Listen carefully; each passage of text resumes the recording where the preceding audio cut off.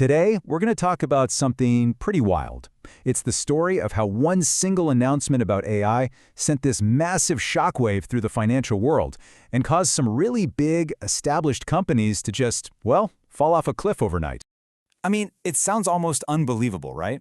Can one piece of news from one single company, a company you've probably never even heard of, really cause that much chaos for the big players? Well, the answer, it turns out, is a huge, resounding yes. And we're not talking about a slow burn here. The impact was instant. The moment the news hit, shares in these legal analysis firms just tumbled. We're talking double-digit drops. Other software companies took a major hit too. The market wasn't just reacting, it was full-on panicking. So what on earth caused all this? So let's really get into it. Let's unpack what some are calling a seek and destroy reaction.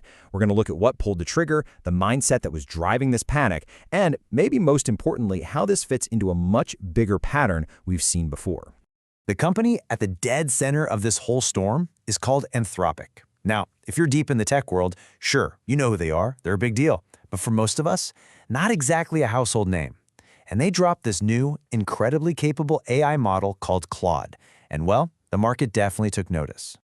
I love how one financial analyst put it. They said the market was actively hunting for companies that could be wiped out by this new AI. Think about that. It's this ruthless, forward-looking fear, just trying to guess who's going to get left in the dust.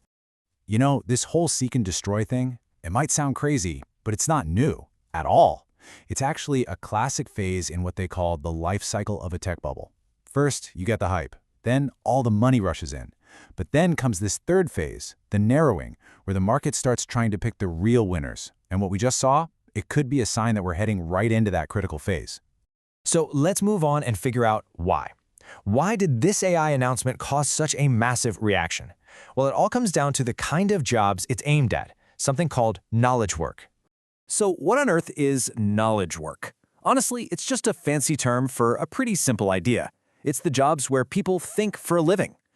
Analyzing information, solving tricky problems, making decisions. Basically, it's what goes on in most offices every single day. And look, this isn't some far-off abstract concept.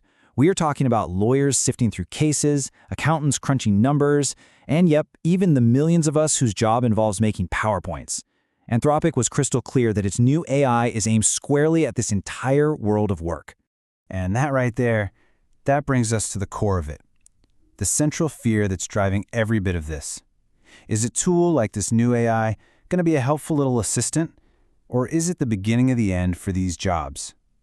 That is the multi-trillion-dollar question the market is desperately trying to answer right now. Okay, that's the panic.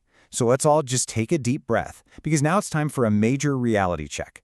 Let's try and separate the hype from what this technology can actually do, right here, right now. Let's just take legal work as an example. The hype screams the AI is going to do it all. But the reality, it's so much more complicated. Because who gets sued when the AI gives bad legal advice? An AI can't be held liable in court, but a human lawyer sure can. And that, my friends, is a massive, massive hurdle. So when you boil it all down, there are two huge roadblocks to this idea of full automation. First, this stuff is still kind of complicated for your average person to use really, really well. And second, that giant issue we just talked about, liability. Until an AI can be held legally responsible for its screw-ups, you're always going to need a human in the loop. All of this really points to a future that's more about collaboration. It's probably not human versus machine, it's human plus machine. Think of it less as a replacement and more like a powerful upgrade. A professional armed with an incredible AI tool who can now work faster, smarter, and make way better decisions. So what happens when you take that initial market panic and you mix in a healthy dose of reality? Well, you're left with a very messy, very turbulent, and totally unwritten future. So let's explore these new questions the market is trying to figure out. This is a perfect way to think about the new mindset. Take a company like Booking.com. Sure, they're using AI, but investors are asking a much bigger question now. In the future, are you even going to go to a website? Or are you just going to ask your AI assistant to plan the whole trip for you? If that happens, all the power shifts to the companies making those core AIs. And that opens up this huge, almost mind-bending question. What even is software anymore? I mean, in a world where an AI can just write the code for you, what does that mean for the entire software industry? Will we all just create our own apps on the fly? Honestly, nobody has a clue yet. And here's the real kicker. For all this drama in the stock market, all this panic, if you look at the actual real-world data on jobs, the huge impact just isn't there yet. We're seeing some small shifts, sure, but it's nothing like the catastrophe that the market's reaction would have you believe.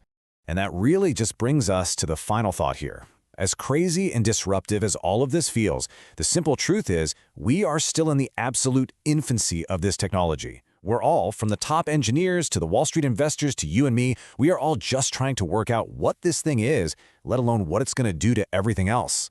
The only thing we know for sure is that this conversation is just getting started.